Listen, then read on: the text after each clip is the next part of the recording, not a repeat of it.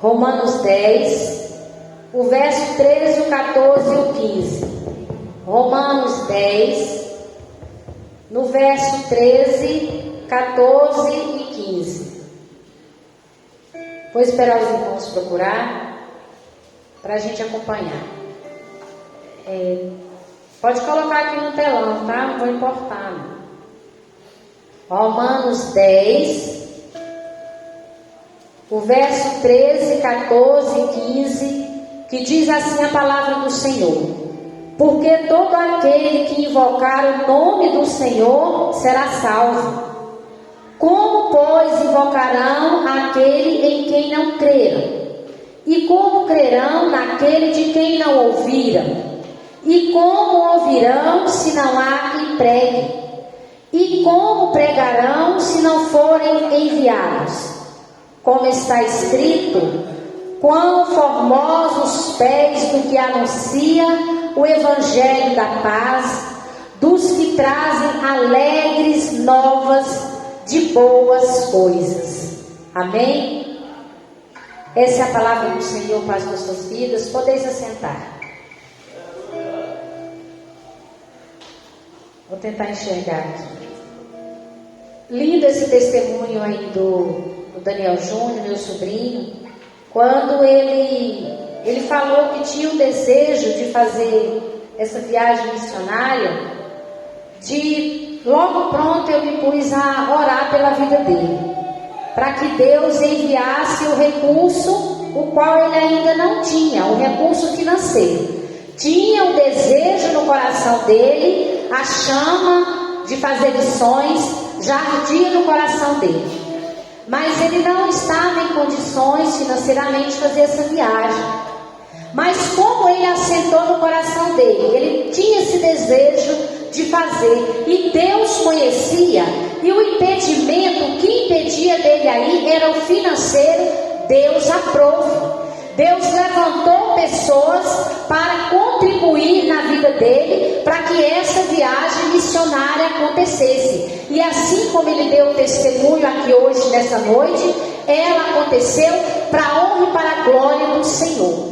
O desejo do coração foi dele, mas quem providenciou tudo foi Deus. Porque se ele olhasse, ele não tinha. Então não tem impedimento para mim e para você fazer algo para o Senhor. Anunciar as boas obras do Senhor, anunciar as novas do Senhor, anunciar a salvação do Senhor, anunciar a cruz aí fora. Não tem impedimento. Porque se você se dispor, colocar no seu coração o desejo: Senhor, eu quero, mas algo me impede. O que impede você de fazer? Você apresenta a Deus e Ele tira o impedimento. Porque Deus, Ele é Deus que tira impedimentos. Ele é Deus que derruba as muralhas. Ele é Deus que cria uma situação para que você possa fazer aquilo que você deseja fazer. Apenas você precisa querer e se dispor de ir para fazer o ID do Senhor, em qualquer situação, em qualquer área. É só você se dispor. Porque os impedimentos Deus tira. Quem põe impedimento é eu e você. Às vezes quando somos chamados a fazer alguma coisa, eu não posso hoje por causa disso. Então a pedra de tropeço quem colocou foi você. Eu sou assim também, eu não sou diferente. Às vezes quando a pessoa me chama, leva a palavra, eu falo: não, irmã, eu não posso por causa disso. Mas o impedimento quem coloca é eu. Não é Deus que colocou. Aí às vezes você joga a responsabilidade para Deus. Mas eu quero dizer para você, salvo em Cristo Jesus, que a responsabilidade ela é sua. Porque o nosso Deus, Ele é um Deus missionário. Jesus esteve aqui na terra, não foi para contar história de carochinha não, nem fábulas. Não foi para isso. Jesus, Ele esteve aqui fazendo missões. E qual era a missão do Senhor aqui nessa terra? Jesus veio aqui para quê? Para implantar o reino de Deus neste mundo que jaz no maligno. Esta foi a missão do Senhor, implantar o reino dele. Enquanto ele esteve aqui, ele fez a parte dele. Do Antigo até o Novo Testamento é conhecido na Bíblia a intenção do coração de Deus, do começo até o fim da Bíblia. É a mensagem de Deus revelando a nós que até o fim dos tempos Ele quer sim salvar a humanidade. Ele quer salvar este mundo, mas para isso Ele conta comigo e com você. Missão, ela está no coração do Senhor, porque foi o Senhor mesmo que disse. Por estar no coração dele, foi Ele que disse em Marcos 16:15: ide por todo mundo e pregai o Evangelho a toda criatura. E de quem?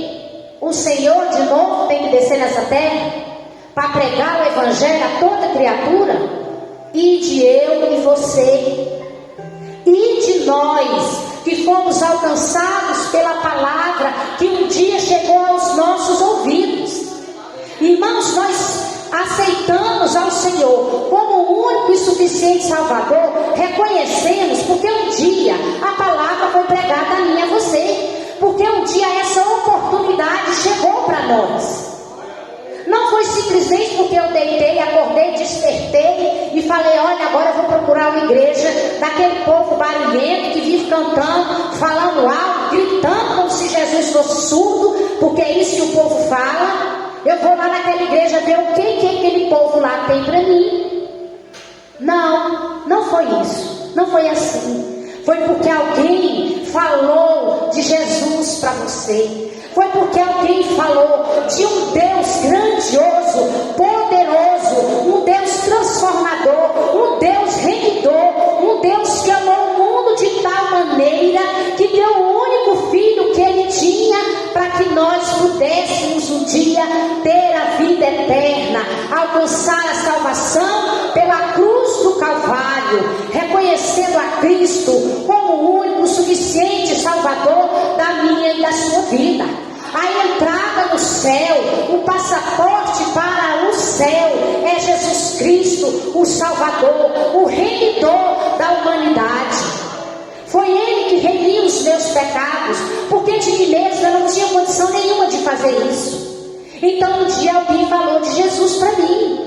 Falou que existia um ser supremo acima de tudo e acima de todas as coisas, e que haveria, que há um céu acima aqui dessas nuvens que até onde nós vemos, onde um dia o nosso corpo vai ser transformado para ir morar com Ele na glória, contemplar a face daquele Deus que ainda nós não vimos, mas nós cremos que um dia assim o veremos em nome de Jesus. É esse o desejo meu e o desejo seu, cristão, de ver a face do Senhor, de contemplar a face do Senhor. Então não fica só para você. Qual é a minha missão? Qual é a sua missão? É pregar o Evangelho de paz, de transformação, de restauração, porque não tem nenhum ser humano na face dessa terra que ele se encontre com Jesus, que a vida dele não seja transformada. Não tem como, não tem como essa pessoa permanecer do mesmo jeito, porque nós nos encontramos com um ser supremo, com um ser amável, misericordioso, um ser acolhedor, que recebe a mim e a você com todas as falhas, pecados, iniquidades que temos, e nos ama e nos chama para sentar à sua direita. É para isso que Deus nos chamou. Então leve esse Jesus que você tem, que alguém um dia falou para você dele, e você hoje guarda só para você. Mas você sabe o que eu vejo, igreja? Eu vejo assim, é o nosso comodismo. É porque é cômodo para mim, para eu e para você, ficarmos acomodados com a nossa vida, com a vida que levamos, entramos e saímos da nossa casa, temos os nossos compromissos, fazemos aquilo, e a gente vive essa rotina ali, como que programados para fazer só isso dali. Então eu não quero fazer nada que vai diferente daquilo que eu já faço, que faz bem para o meu ego, para o meu físico e também para o meu espiritual. Aí a gente fica com o espiritualzinho desse tamanho, ó, o dedo quase colado. Porque a gente se acostuma com a presença de Deus. É aí onde nós falhamos, onde nós erramos espiritualmente para nós mesmos e até para os outros. Quando nós nos acostumamos com a presença de Deus, com o comodismo, uma cadeira confortável, um templo confortável, eu não preciso sair daí, só preciso 7h30 estar aqui no culto, 9 horas eu vou para casa, e assim eu levo a minha vida dia após dia, todos os dias até Jesus voltar, não olhando ali. A gente está igual o cavalo, quando coloca aquele negócio assim, não tem o cavalo? Eu não sei o nome daquilo, para olhar só para frente. Mas eu esqueço que do lado meu, à minha direita, à minha esquerda, atrás, tem alguém perecendo, porque eu, no meu comodismo, não falei de alguém que transformou a minha vida. Porque a minha vida hoje ela é transformada, aleluia. Eu nunca fui e nem mal vou mais ser o que eu era antes de eu me encontrar com Jesus, de eu ter Ele na minha vida como Senhor da minha vida, da minha causa e da minha casa. Nunca mais serei, porque não podemos voltar atrás. Agora é só para frente, igreja. Então nossas vidas elas são transformadas. Por que não transformar a vida de alguém, levando esse evangelho que salva, que cura, que restaura, que transforma, que liberta? Por que não levamos? Você não precisa fazer uma viagem de 2.000 quilômetros, igual o Daniel Júnior fez, igual essa que o Rubens faz. Você não precisa. Alguns têm uma chamada para ir mais longe, outros é perto mesmo, mas você não faz, porque você não olha para a sua direita, nem para a esquerda, nem atrás de você, que está perecendo por uma palavra sua, que você não tem a coragem de abrir a sua boca e falar que Jesus te ama, Jesus é bom, olha, Deus muda a sua história. Por que você está assim? Parar para ouvir alguém que está numa situação miserável, ou alguém que precisa de uma transformação. Você não para, nem para ouvir ele falar, nem para falar que você tem algo para oferecer a ele, que vai mudar a situação dele, a história dele. Nem isso você não faz, porque você vive no seu mundinho. Você está confortável, você está sadio, você come, você dorme, seus filhos estão bem, sua casa está bem, está tudo indo bem, seu emprego está bem, seus negócios estão bem aos seus olhos. Então você está acomodado ali com aquela situação. O que eu tenho a ver com quem está caído em calçada? O que eu tenho a ver com quem está na prostituição? Eu não tenho nada com isso. O que eu tenho a ver com quem está usando droga? Não, é problema meu isso daí. É assim que a igreja de Cristo está vivendo. Depois, quando se levanta algo para inquietar a igreja, para incomodar a igreja, aí as pessoas ainda vêm falar: meu Deus, mas o que está acontecendo conosco? Você sabe o que está acontecendo? Nós estamos falhando na missão que fomos designados para fazer. É por isso que o povo quer calar a igreja, porque a igreja, na verdade, já se encontra praticamente, ela se encontra calada, só não está muda. A igreja está adormecida, só não ficou muda, mas vai ficar. Cuidado que vai ficar. Mas Deus vai requerer de nós, igreja. Deus vai requerer de nós vidas. Deus vai requerer de nós pessoas. Mas na sua rua, Sueli, tinha fulano, ciclano e beltrano. Você nunca saiu da sua casa para bater na porta do fulano, que às vezes estava lá dentro, chorando, clamando. Quem faz isso aqui, igreja? Quem faz isso, levanta a mão, que vai na vizinhança falar: olha, eu vim te dizer hoje que Jesus é bom. Cadê, irmãos, as mãos levantadas? Está vendo como nós somos falhos? Eu não estou falando, irmão, que eu sou 100% não. Mas eu vou falar uma coisa que é verdade na minha vida. Meu marido está ali, minha mãe está, minha irmã e o Carlos, está todo mundo de prova. Eu sou ousada. Se eu tiver de falar, eu falo mesmo. Eu não retenho nada para mim. Eu não guardo. Quando eu vejo uma situação, eu falo: olha, sua vida está assim, mas tem algo melhor para você. Você passou por isso, mas isso poderia ter sido evitado se você andasse por esses caminhos. Se você buscasse ajuda em quem pode pode te dar. Mas nós não fazemos isso. Às vezes nós vimos um irmão doente do nosso lado, ou um drogado, um viciado, uma pessoa que nem vem na igreja, às vezes não tem nenhum vício nem nada, mas não vem na igreja. Aí você nem para sair da sua casa fala: irmão, hoje tem um culto na minha igreja e eu vim te convidar, visita a gente lá, vai lá, ouvir a palavra de Deus. Nós não fazemos essas coisas, mas isso vai ser cobrado de nós. A missão nossa é pregar o evangelho. Jonas, quando Deus mandou: olha, levanta e vai pregar em Nínive, ele falou: eu não tem nada a ver com aquele povo.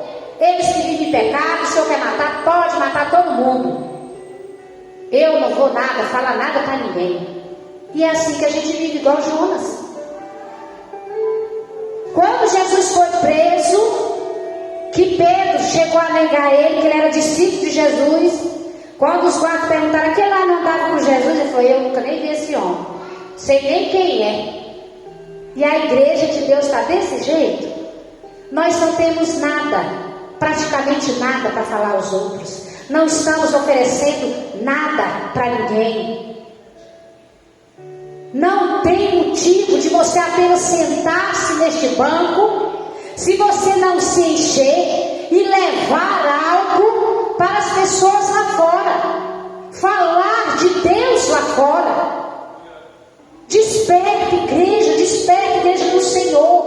Vamos falar do Senhor. Paulo, quando perseguiu os cristãos, Deus transformou a vida dele e ele passou de perseguidor a pregador do evangelho, a levar a palavra de Deus aos cativos. Foi essa a ordenança que Deus deu a Paulo. O próprio Paulo, ele se sente no dever de anunciar a boa nova de Jesus Cristo, de anunciar o evangelho. E ele diz assim: olha, anunciar o evangelho não é para mim um título de glória, não. É uma obrigação que me foi imposta. Então é uma obrigação que foi imposta a mim e a você a pregar o evangelho de Cristo. Não foi imposta só a Paulo, não. Foi imposta a mim e a você. E aí ele completa mais ainda: olha, ai de mim se não evangelizar. Ai de mim, de você, se não evangelizar. Está lá na 1 Coríntios, no capítulo 9, no verso 16. Ai de mim se não evangelizar. Jesus confiou essa missão, foi para nós, de levar a palavra do Senhor, de levar aos povos, às nações. Em Salmos 96:3 diz assim: anunciai entre as nações a sua glória e entre os povos as suas maravilhas. Como as pessoas vão crer, igreja, se não tem quem prega, se você não falar, se você não der até o seu testemunho de vida? Você chegar em alguém que está ali cativo e falar assim: olha, eu também era assim, mas aí um dia eu fiz um compromisso com Deus, eu conheci Jesus e eu trouxe Ele para a minha vida, eu declarei Ele como Senhor e Salvador da minha vida, e Ele mudou meu cativeiro, Ele mudou a minha história. Hoje eu sou liberta, hoje eu sou salva, hoje eu sou transformada pelo poder da palavra de Jesus Cristo na minha vida. Verás a diferença daquele que serve e do que não serve. As pessoas têm que ver em nós a diferença. Jovem cristão, o mundo não está vendo em você a diferença do que serve e do que não serve.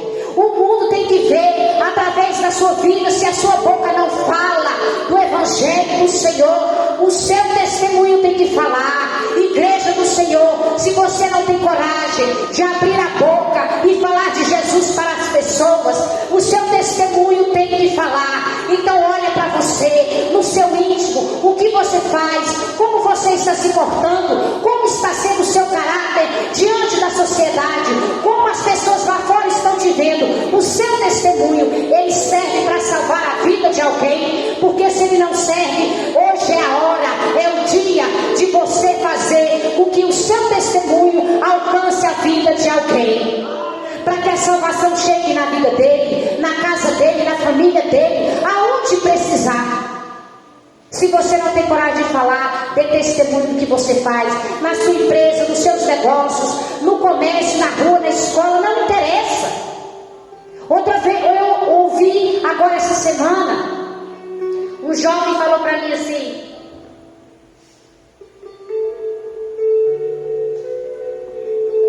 estou me referindo aos jovens, mas serve para toda a igreja, porque foi um jovem que falou para mim. Eu falei de Jesus para ele.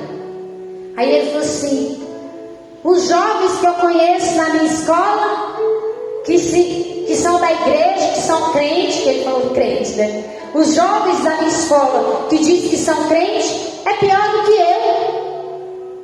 Que vergonha, gente. A gente ouviu uma coisa dessa. Eu falei: olha, mas não olhe para a vida dele assim não. Olha para Jesus. Porque às vezes ele ainda não se encontrou com Jesus. Ele está na igreja, mas ele não teve um encontro com o Senhor. Não é porque está na igreja que teve encontro com o Senhor, não. Tem gente que vem aqui só para bater ponto. Aí a vida dele não é transformada. E a culpa ainda recai em Jesus, no coitado que não tem culpa de nada. Ai daquele por qual o meu evangelho foi envergonhado, igreja. Lembre-se disso, jovens. Eu estou me referindo ao jovem porque eu ouvi um testemunho de um jovem. Os jovens crentes da minha sala são piores do que os que não são.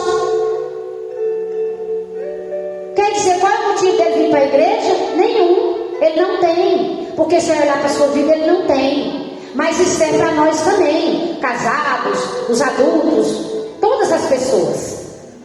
Então olha, a nossa conduta a partir de hoje é um alerta do Senhor. A vida do Senhor está próxima, igreja. Deus está se fechando o cerco, não sei se vocês perceberam, mas Deus está arrochando os crentes. Ou você agora vai firmar, ou você vai sair de vez.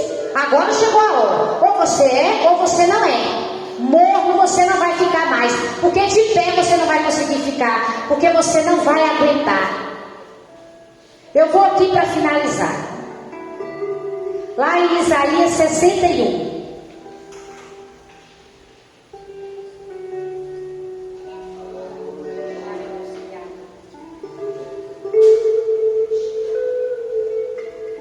Isaías 61 diz assim o verso 1 e o verso 2: o Espírito do Senhor Jeová está sobre mim, porque o Senhor me ungiu para pregar boas novas aos mansos.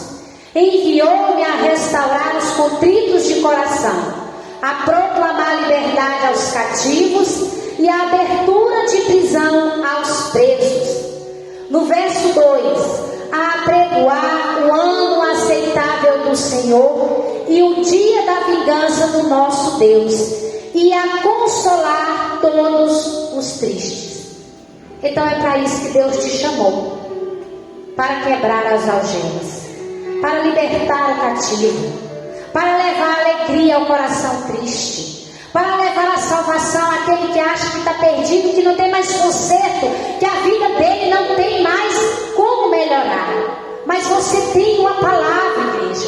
Você tem o Evangelho de Jesus Cristo. Você já conheceu. O Senhor te alcançou. Então leve essa palavra às pessoas lá fora. Alguém faça esse compromisso essa semana, igreja. Faça esse compromisso com você essa semana, de levar a palavra do Senhor, no mínimo a uma pessoa, no mínimo a alguém. Que eu sei que você sabe que tem gente que está precisando. Pega a sua Bíblia, não tenha vergonha não. Coloca ela na sua mão e bate na porta do seu vizinho e fala assim: eu vim aqui dizer algo para você. Abre a palavra do Senhor, lê algo para ele. Que Jesus é o caminho, a verdade e a vida. Que Jesus quebra as correntes, Ele muda o cativeiro, Ele escreve uma nova história, Ele ressuscita. Que dirá outras coisas o Senhor não faz. Então não perca o seu tempo. É chegada a hora e o dia é hoje, é agora. Faça esse compromisso. Se levante para pregar o Evangelho. Seja o pregador das últimas horas. A igreja precisa se levantar, porque o povo de Deus tem que povoar essa terra. Nós temos que saquear o inferno. Se nós não fizermos isso, se levantar, os ímpios vão se levantar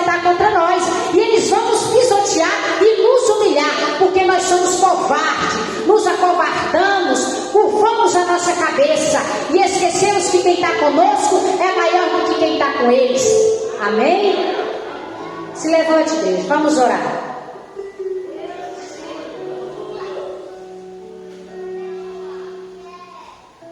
Vamos orar nesta noite para que o Senhor nos desperte, nos dê algo novo. Senhor meu Deus,